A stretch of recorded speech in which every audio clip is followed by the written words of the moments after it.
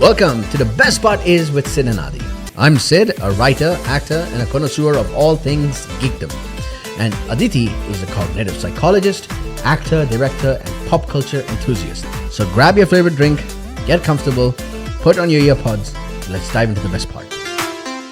Welcome to Best Part Is with Sid and Adi. Hi, Sid. Hi, how are you? Why am I always bringing us in? Why can't you introduce us? Because you're better at it, and I like doing the part. We have now 6 videos where you go, Maybe that's our thing. Maybe that's what people come to watch, to see me do Okay, in any or case. hear, just as I'm told many times. Any casery. In any case. We did the... Yes. Last podcast episode. Yes. So I'm going to hug this one. Sure. So You can do that. okay, so we were doing Am I the Asshole, right? Don't forget, we're doing psychological, cultural, and pop culture dissection. I said Pop culture. dissection of the topics we talk about. And today we're talking about another Am I the Asshole episode or topic. And Yes. today's topic is... Not pop culture. So Okay, go. all right. So today is a WIBTAH, which is Would I Be the Asshole? So they are asking permission on Reddit. I'm sorry, there's a WIB. There is now. Oh my God. What else is there? This is so cool. I love this kind of So- linguistic transformation we do in our What worlds. I love is that people are using the internet, because internet provides an echo chamber now, right? Yeah. So, A diaspora of conversation. wow. Thanks. Did you just come up with that on the fly? That's right. Good job. I've been podcasting for 2 hours now, so I should be able to. Okay. So you know how when you meet someone these days and they go like, there are so many people who know about this. There's a whole community of these kind of people. And you go like, no, they really aren't. It's because we are so locked into our echo chambers that we think that, a very small percentage of people are a lot, because you're always locked into social media with talking to these people. Yeah, because that's our third place. But I do believe you can extrapolate slightly. As in, please elaborate. So that's how research works, right? You take general population, you set a baseline, and then you have another population that you do the research on. So from there, we extrapolate samples and masses. So based on that same idea, if within the echo chamber, say 100 people believe in one thing, there is a huge chance that 200 people more would also... Oh, sure. No, Yeah. that's not what I was saying. Okay. That's not where I was going with it. Okay. What I was going to say is, because of that, now, one, side effect or down Limitation? No, Downside? negative point. What is wrong with limitation? No, that's not the right word. The Downside. One negative point for that aspect of Limitation. the internet is that you are surrounded by only one viewpoint. So you're not exposed to different ideals and thoughts. Because our algorithm is catered to our needs, correct? Yeah. But the plus point. So what's the opposite of plus point? Minus point? Yes. Okay. Minus point is what I was trying to say earlier. but the plus point of that kind of thing is that you're exposed to a community of your like-minded individuals. So you can do this kind of stuff on the internet these days. Like, would I be the asshole if I break off my engagement because of his views about women? His views about women? Yeah. So she wants to know if she should break her engagement over his views about women. You want the short answer or the long answer? A short answer. Yes. Why yes? I'm sure his opinions about women aren't positive. Okay. The reason that she's put it out, I don't know. Okay, if it's something like he thinks that the women are superior and that women should provide for the house and shouldn't just be caretakers, and then she's of the opposing viewpoint, then maybe we can have a discussion. Okay. But if he's of the belief system that women suck, Okay. So before we begin, I'm going to pose a question to you. impose it. Imagine a friend of yours, male or female, doesn't matter, has been looking for a partner for a very long time, has been massively unsuccessful in doing so, due to many reasons, and finally finds a wonderful person. This person is loving, caring, and for this person, your friend is the center of the universe. This person will do anything for your friend. But this person has very problematic views on a social issue. What kind of social issue? Doesn't matter. If it's about like PETA and things, like animals. What is On it this like? segment, Aditi Nath doesn't care about animals. No, I mean, is it This about is why I like send you carbon National Geographic emissions? reels so that you feel some sympathy for animals. No, I love animals. Stop, stop. Is it like about carbon emissions? No, I'm trying to say the severity level. You know what I Okay. mean? If they're of the belief that you should, If they are of the belief that women should stay at home. yeah, they shouldn't get married to them. But this, Unless, so this person should stay alone for the rest of this person's life. no, they can find someone else who doesn't They believe. haven't found someone in 15 years. Or 20 years. Why am I friends with someone like this? That's my main You have question. a lot of friends like this. I have a lot of friends who will not, what do you call it, invalidate one section of their lives just to be with someone. Okay. I don't have anyone who would give up their personality. Are you saying that this is what my main question was? Is the woman of conventional cultural nature, Eastern cultural nature, where they want to stay at home? We have not discussed anything. We haven't even discussed if your friend is a woman or a man. Or if a partner is a woman or a man. No, but you did say that they have an opinion. They have that opinion. That a woman should stay at home. It can be a woman who has that No, opinion. Sorry. You made it. Are you saying that women don't have the opinion that women should stay at home? No, I do agree that a lot of women also have we that. go. I'm understanding. taking gender out of the equation so that you don't feel a certain Okay, way but about the whoever is answer. involved, are they both okay with that statement? Are they both of the understanding that conventional culture, Eastern cultural? Would any of your friends be okay with that? No, none of my friends are. There you go. So I said your friend. So your friends are definitely not okay with that ideal. Then no. Then no. Then no. So your friend who has not found anyone in 20 years finally finds a wonderful person who's a wonderful person. Like, will do anything for your friend. Your friend should leave this person because of their social views on one topic. It's a very interesting question. And it's a very fun question. I actually gave up on the NWIBDS for this. I think, okay, let's debate this. Okay, out. I will leave you to ponder on that. You can keep thinking on it. We'll move ahead with this and then I'll circle back on this. Sure, go for it. I'll give you time to think. Okay. Maybe this will give me some thoughts. Okay. My, within brackets, 28 female. So she's a 28-year-old female. Her fiance is a 34-year-old male. Are you making Okay. notes? Yeah. Oh, okay. Would you like a pen and a paper? Can I scribble? Okay. Okay, thank you. Go on. You want a Go purple rightly pen? ahead, You want sir. a purple pen, don't you? I want a purple pen. Always a purple pen. So the 28-year-old female, we are going to call her Amy Okay. because it's not mentioned here, but I'm just going to call her Amy. Okay. Actually, you come up with a name. Her posting name is Ataraxic-Metanoia. Noya. Noya, okay. So Noya's fiance used to have a great relationship. But for the last year, his political views have become a problem. Okay, she's writing in first person. I'm just going to switch to first. Also, before, they did not have this problem. No. Ah, interesting. But for the last year, his political views have become a problem. I mostly bit my tongue about it, but it came to a head when he accused a woman at his job of lying about her sexual assault. Ooh. See, that's the fun part. Even I haven't read this. Oh, that's complicated. I pointed out that when a woman accuses a man of rape, he questions it and says she is lying. He justified that by saying it's stupid to believe an accusation like that with no proof. I think you can't read properly because you're not wearing your glasses. Sorry. Wear your glasses. So rude. I've been reading fine.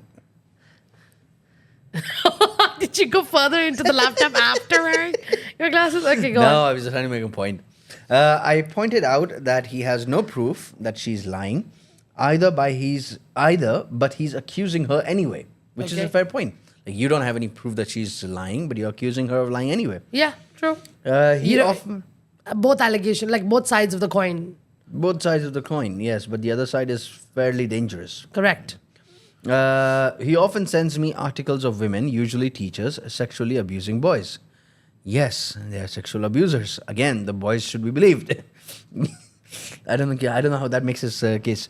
I brought up that he never says the boys are lying or asks for proof. Okay. So he's not someone who.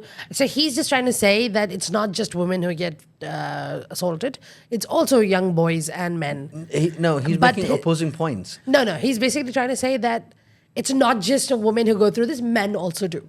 Yes, but nobody denied that. Yeah, but then you see how he's trying to make. His like, point of he's view problematic. is Yeah. he's problematic. He's Yeah. trying to say that women victimize themselves. Yeah. It's not like boys go around victimizing. I'm like, no, everyone who's under assault should make a big voice. They should voice it. Of course they should. He got very upset and kept repeating that I was trivializing male sexual abuse. I don't feel like I was. The final straw was when he was telling me, yet again, how women are actually worse than men because we are sneaky and conniving, and at least men will, men will screw you over, we'll say screw, over to your face.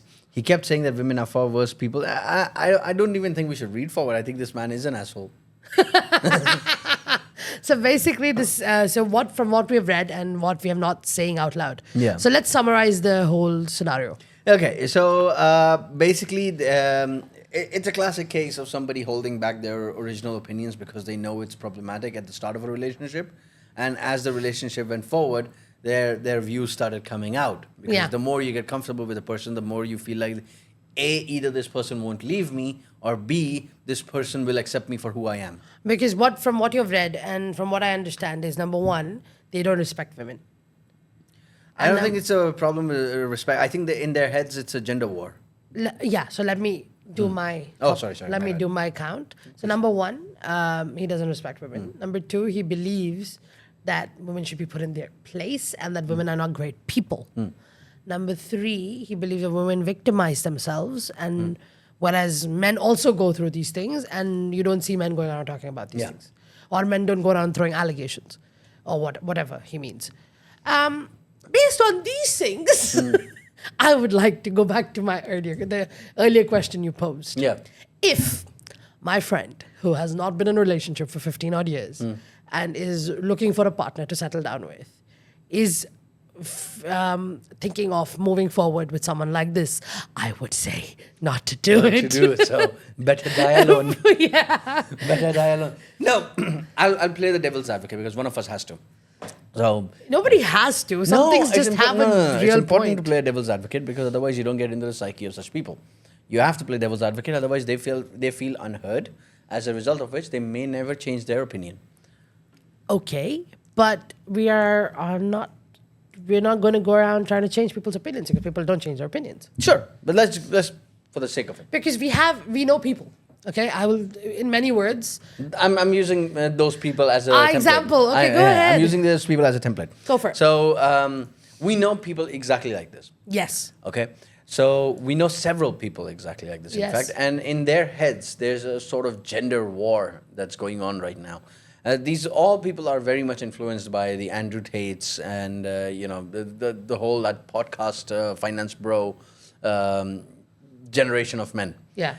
And in their heads, men are victimized. In their heads, men are like downtrodden, and men's issues are, there's a lot of pressure on men to be the breadwinner of the family. All created by a society of men. Yeah. All created by a society of men. That's right. Like these are not issues which have been created by anyone else. Like if you ask for a woman's hand in marriage through her father in India, what the father will ask you is how much you earn. My friend was asked for his bank statements. I know. So that's a man asking another man. Yeah. It is. So the idea is that patriarchy breeds patriarchy. Yeah. And I understand that completely. But one of the key things that people need to understand when we are talking about these gender wars and stuff like that is that, yes, the social media culture has a lot of influence on it, but also generational problems has a big problem on it. Because I like this point that you told me a very long time ago. It was a very good analysis you made. Way back when we were growing up, especially in Eastern cultures, we can't talk about Western culture. We don't know them. We don't know them beyond what we see on TV. Yeah, and we have our biases as well. Correct. So we see that the father is the breadwinner, and the father brings in the money, and he hides his emotion, and he doesn't cry, and he doesn't play the victim card, and he handles it all. Yeah. So he gets a pass on everything he does, right? And the women have to take the brunt of it, be burnt out, but be silent. This is the life we saw. Generationally, that changed, that evolved, and now we have come to a point where there's equal partnerships in relationships and families. And even the way the kids are raised now, girls and boys are treated as equals. Yeah. Their opportunities are equal. Their conversations are the same language. It's not like he can do this, you can't. Yeah. Right? To a certain extent. to a certain extent, to a larger extent than it was before. So a lot of boys now feel handicapped because they are unable to access that same level of authority. What's the analysis you made? Yes, last time? I didn't use the word handicapped. Okay. I used the word frustrated and annoyed. Yeah, okay. So That works also. I equate that to any form of privilege that a majority group is losing. Yeah. So I have. Or like exactly like how people don't want immigrants into the People don't want immigrants. It's or when people are talking about the Black Lives Matter movement started, right? People were like, no, all lives matter. Right. Yeah, exactly. Because they don't want anyone else's voice to come up to their point. To echo more than To theirs. echo more than theirs. So they are used to a certain amount of advantage that they've seen their father have, they've seen their grandfather have.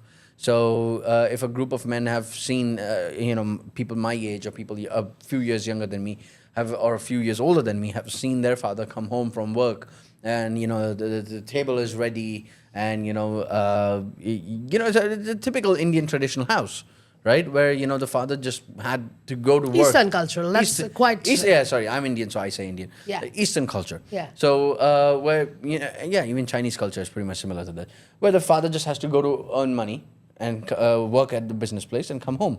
And there's a clear segregation of responsibilities where you handle the office work, I handle the household chores.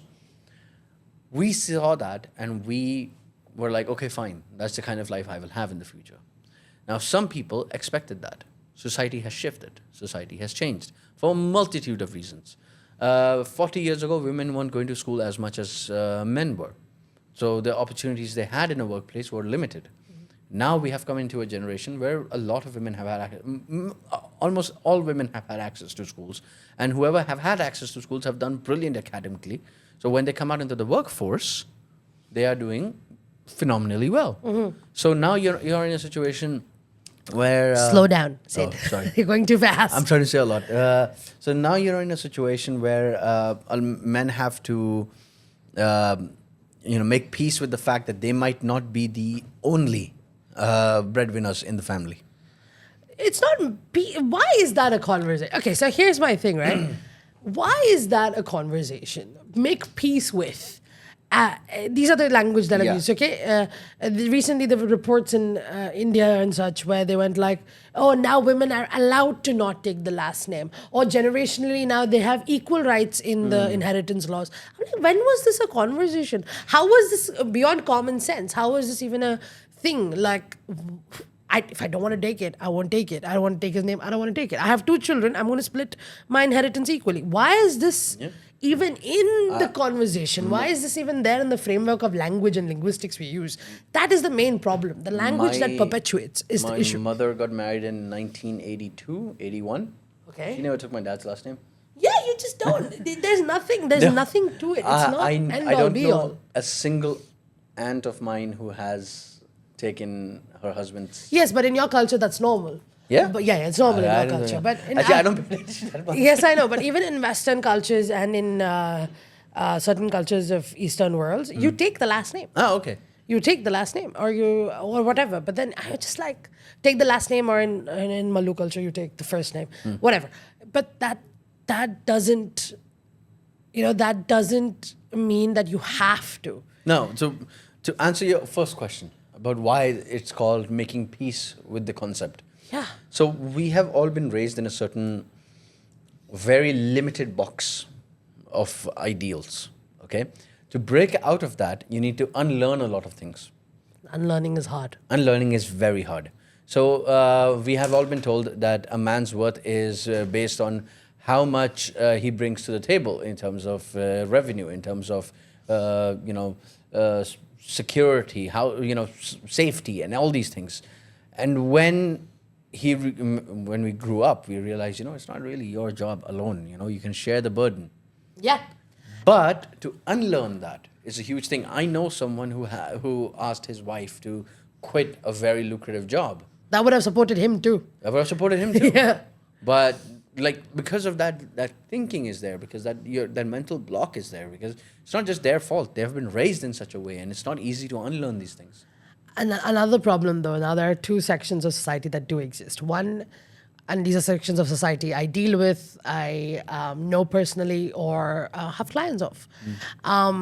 Number one is where the girl makes more. These are all heteronormative relationships. One where the girl makes far more money than the man, and they hide that fact, and then the man doesn't pay for jack bleh, jack shit, and then he ends up pretending that he can, and then he takes out all his frustration of not being able to provide on her, even though she provides for him.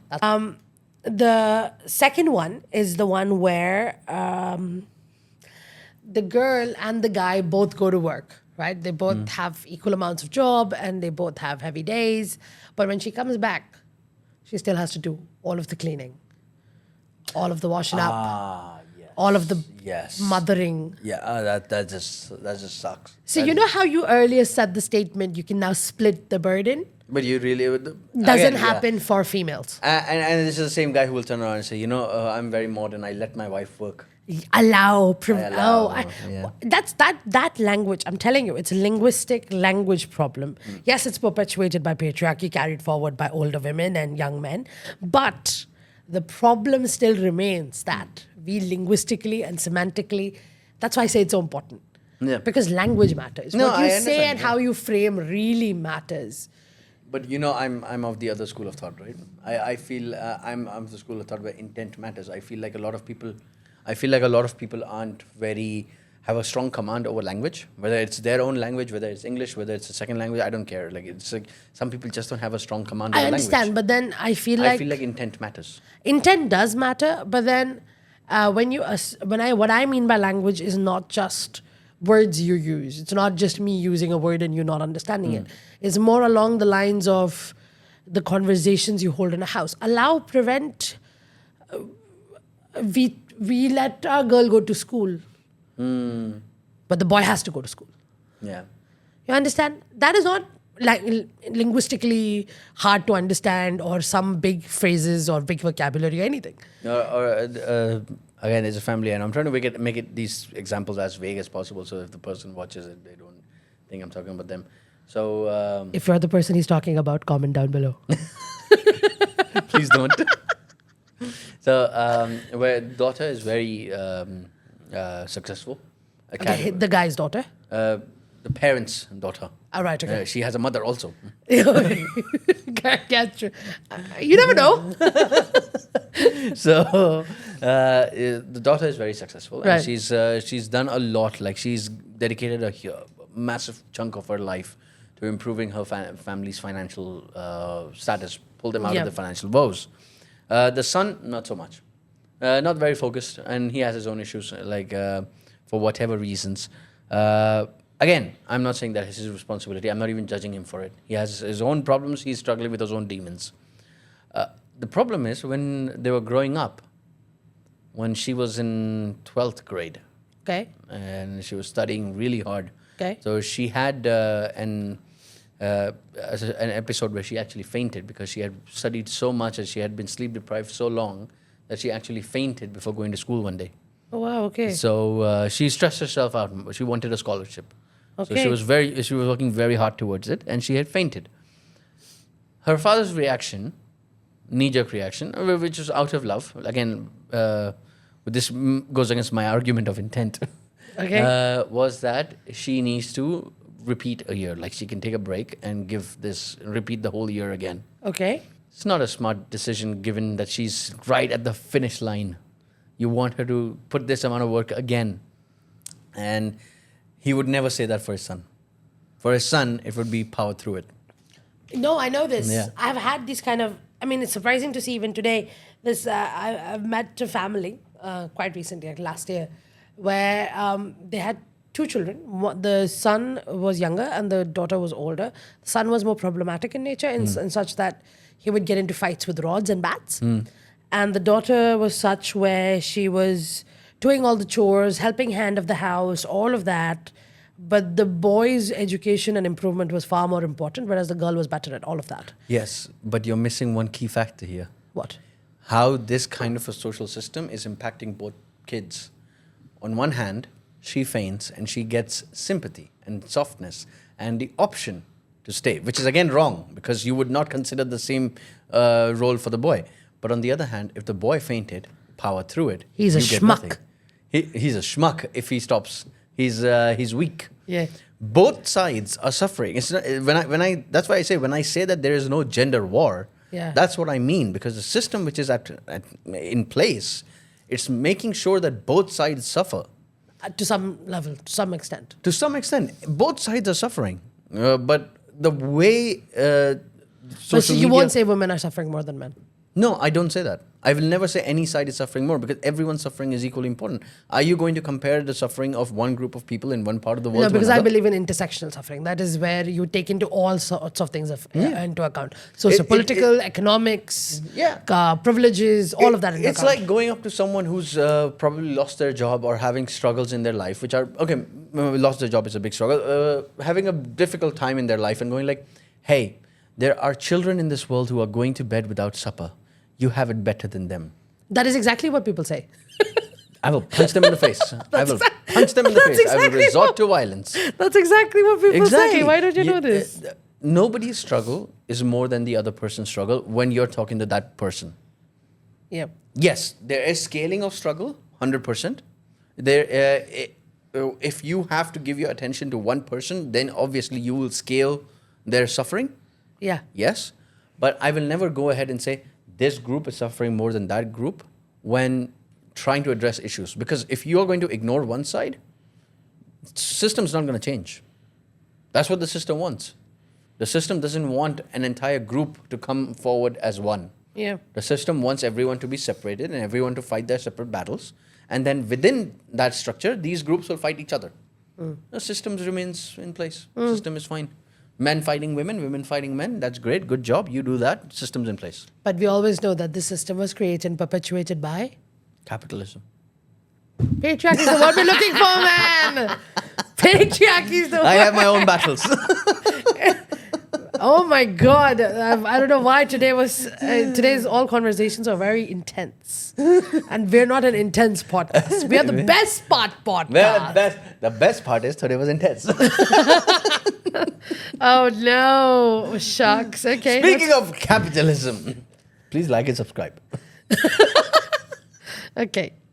Okay. Thank you very much, Sid Abbas, for sharing all your viewpoints, which were many and plenty. And plenty and problematic. Probably. All the best to you. My intentions are in the right place. Thank you very much. Thank you. Thanks for listening to Best Part Is with Sid and Adi. We hope you enjoyed this episode as much as we did. If you loved what you heard, make sure to subscribe, rate, and leave a review on your favorite podcast platform. Stay curious, stay inspired, and keep looking for the best part in everything. This is Sid and Adi signing off. See you in the next episode of Best Part Is.